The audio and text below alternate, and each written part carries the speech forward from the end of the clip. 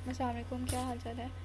आज हम SOC 609 qualitative research method lesson number 19 को स्टडी करेंगे। क्वालिटेटिव रिसर्च एनालिसिस में टॉपिक नंबर 64 से लेकर 66 तक देखेंगे। सबसे पहले हमारा क्वालिटेटिव कंटेंट एनालिसिस आ जाता है, इसको हम स्टडी कर लेते हैं। ओके, जब हम रिसर्च करते हैं ना, इंटरव्यूज़, रिपोर्ट, डॉक्यूमेंट्स या किसी भी फॉर्म में टेक्सचुअल डेटा इकट्ठा करते हैं, तो सबसे बड़ी चैलेंज होती है कि उस डेटे का एनालाइज करना। ठीक है, मतलब इतनी सारी बातों में से हम क्या चीज़ निकालें, कौन सी बात किस कैटेगरी में फिट होती है ये देखिए, और किसका क्या मतलब होता है। ठीक है, किस चीज़ का क्या मतलब निकल सकता है और किससे वो रिलेट करिए, ये सारे हम एनालाइज ये क्वालिटेटिव कंटेंट एनालाइज में करते हैं। इसका जो बेसिक मकसद होता है कि हम डॉक्यूमेंट्स और टेक्स्ट का एनालाइज करें, इस तरह से करें कि उनकी मीनिंग चेंज ना हो।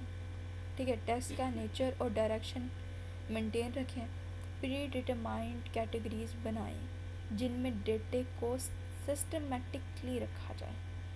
ठीक है, यहाँ पे 2 मेजर अप्रोचेस एनालिसिस हैं। ठीक है, वो पढ़ लेते हैं।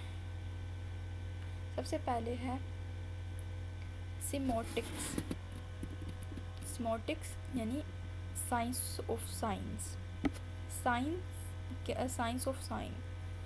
ठीक है, ये एक अप्रोच है जो साइन और सैम्पल का एनालाइज करती है।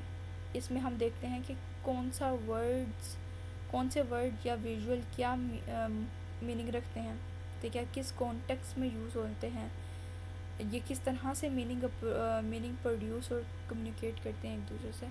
ठीक है, अगर मैं आपको यहाँ पे एग्जांपल दूँ, अगर एक ऐड में रेड कलर रिपीटेडली यूज़ किया जा रहा है, मतलब कोई सोशली ऐड है या कोई भी ऐड है, उसके अंदर रेड कलर ज़्यादा दिखाया जा रहा है, तो रिसर्चर ये एनालाइज करेगा कि ये कलर किस इमोशन को टारगेट कर रहा है, या तो वो लव को कर रहा है या डेंजर को या एक्साइटमेंट को। ठीक है, नेक्स्ट जो हमारे पास आ रहा है एथनोग्राफिक कंटेंट एनालिसिस। ठीक है, इसमें हम क्वालिटेटिव कंटेंट एनालिसिस भी करते हैं। ठीक है, ये ज़्यादा पर्सनल और सब्जेक्टिव होते हैं। सही है, इसमें रिसर्चर सिर्फ मीनिंग एक्सट्रैक्ट मतलब मीनिंग नहीं एक्सट्रैक्ट करता, बल्कि मीनिंग क्रिएट भी करता है। आपने एनालिसिस और ऑब्जर्वेशन के ज़रिए मीनिंग एक्सट्रैक्ट करता है। ठीक है, रिसर्चर की अपनी रोल इम्पोर्टेंट होती है। ठीक है, वो देखता है कि लोग किस कल्चर, बैकग्राउंड, इन्वायरमेंट में टेक्स्ट लिख रहे हैं। ठीक है, यहाँ पे अगर एग्जांपल दी जाए, तो अगर हम किसी डायरी या लेटर का देखें, तो रिसर्चर देखेगा कि राइटर किस सोशल या कल्चर इन्वायरमेंट में लिख रहा है। ठीक है, जैसे कोई कंटेंट राइटर है, हम उसकी एनालाइज डायरी पकड़ लें, तो उसमें उसको देख के पता लगेगा कि उसकी डायरी में पढ़ के पता लगेगा कि वो किसके बारे में लिख रहा है, कल्चर के बारे में ज़्यादा लिख रहा है, किस चीज़ को ऑब्ज़र्व कर रहा है, इन्वायरमेंट में क्या चीज़ उसको जो मेन पॉइंट है उसने क्या लिखे हुए हैं। ठीक है, नेचर के बारे में लिख रहा है, तो नेचर किस तरह की वो मतलब हरा भरे के बारे में, सब्ज़े के बारे में लिख रहा है, या फिर पहाड़ों के बारे में लिख रहा है। तो ये सारा यहाँ पे एथनोग्राफिक में आता है कि आपका एक विजुअल रिप्रेजेंट हो जाता है, कि एक एक चीज़ आपको पता लग रहा होता है, कि अगर आप पढ़ रहे हो तो आपको पता लग रहा होता है, आपके जहन में बन रही होती है एक पिक्चर। तो वैसा एथनोग्राफिक कंटेंट एनालिसिस में होता है। नेक्स्ट हमारे पास है क्वालिटेटिव कंटेंट एनालिसिस। अब सवाल ये है कि ये एनालिसिस होते कैसे हैं। इस प्रोसेस में 2 इम्पोर्टेंट टाइप्स ऑफ कोडिंग होती हैं। ठीक है, एक होती है मैनिफेस्ट कोडिंग और एक होती है लैटेंट कोडिंग। मैनिफेस्ट कोडिंग क्या होता है, ये विजिबल और क्लियर मीनिंग को एनालाइज करता है। जो चीज़ लिखी गई है उसे एज इट इज़ एनालाइज करता है। ठीक है, मैनिफेस्ट कोडिंग एग्जाम्पल यहाँ पे मैं दे सकती हूँ। यहाँ पे एग्जाम्पल हो सकती है, अगर किसी रिपोर्ट में लिख दो कि स्टूडेंट्स आर स्ट्रेस्ड। तो रिसर्चर बस ये वर्ड स्ट्रेस को नोट करेगा और स्ट्रेस से रिलेटेड कैटेगरी बनाएगा। सही है। जो मैनिफेस्ट कोडिंग में जो चीज़ आपको बताई गई है बस वही उसी के ऊपर है उसने रिसर्च करनी है, और अब इधर उधर से कोई चीज़ें नहीं लेगा। और लैटिन कोडिंग में ये हिडन मीनिंग रखता है, ठीक है। और डेप्थ में जाके छुपी हुई बातें को समझता है। मतलब ये कि जो लिखा गया है उसके पीछे क्या सोच छुपी है, ये लैटिन कोडिंग में हमें पता लगता है। अगर लिखा हो she always sits in a corner, तो लैटिन कोडर सोचेगा क्या वो लोनली फील करती है, क्या उसे इग्नोर किया जाता है, या उसका दिल नहीं लग रहा, या वो डिप्रेस्ड है जिसकी वजह से वो कॉर्नर में जाके बैठती है।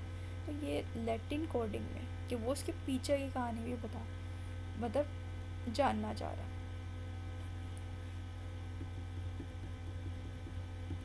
नेक्स्ट हमारे पास आता है ओपन कोडिंग और एब्स्ट्रैक्शन।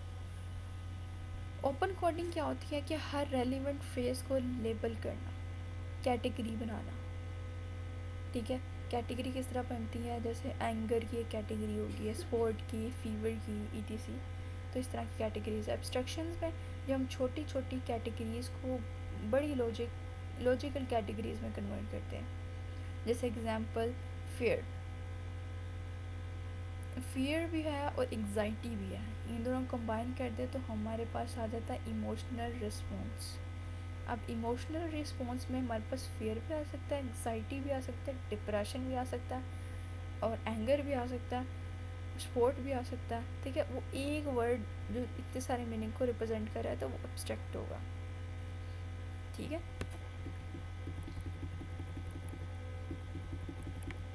यहाँ पे प्रोसीजर टूल्स हैं कि आप मैनुअल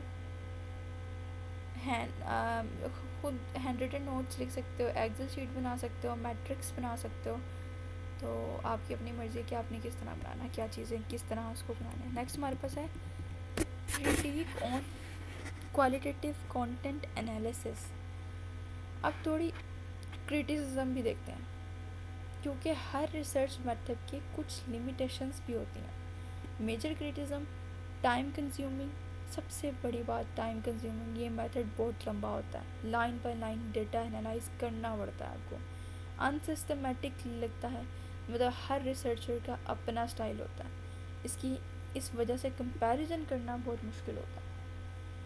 कोडिंग डिफ़िकल्ट होती है कि हर वर्ड या थीम का कैटेगरी में चेंज करना है, ठीक है। जो भी आपकी डिटेलिंग है उसको एक कैटेगरी में रखना है, तो ये कोडिंग डिफ़िकल्ट होती है।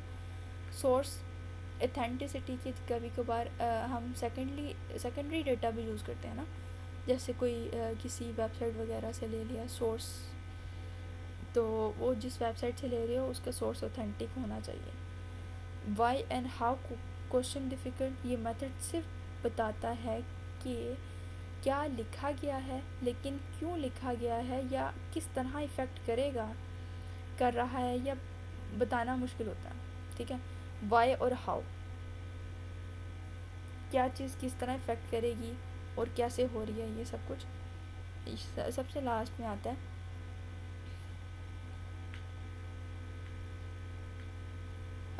रिसर्चर अपने ओपिनियन की वजह से मीनिंग अटैच करता है, जो ओरिजिनल ऑथर का मकसद नहीं होता, ठीक है। तो आज क्वालिटेटिव कंटेंट एनालिसिस एक स्ट्रॉन्ग टूल है, ठीक है। क्वालिटेटिव रिसर्च मेथड एक स्ट्रॉन्ग टूल है, लेकिन इसमें रिसर्चर को बहुत केयरफुल, ऑर्गेनाइज्ड और ऑब्जेक्टिव रहना पड़ता है। अगर वो सब्जेक्टिव की तरफ चला गया तो वो सब्जेक्टिव ही रहेगा। ऑब्जेक्टिव में इसको हमने कन्वर्ट करना पड़ता है कि ज़्यादा जो चीज़ें हमने ऑब्जर्व की हैं उसको कैटेगरी में फिट करना।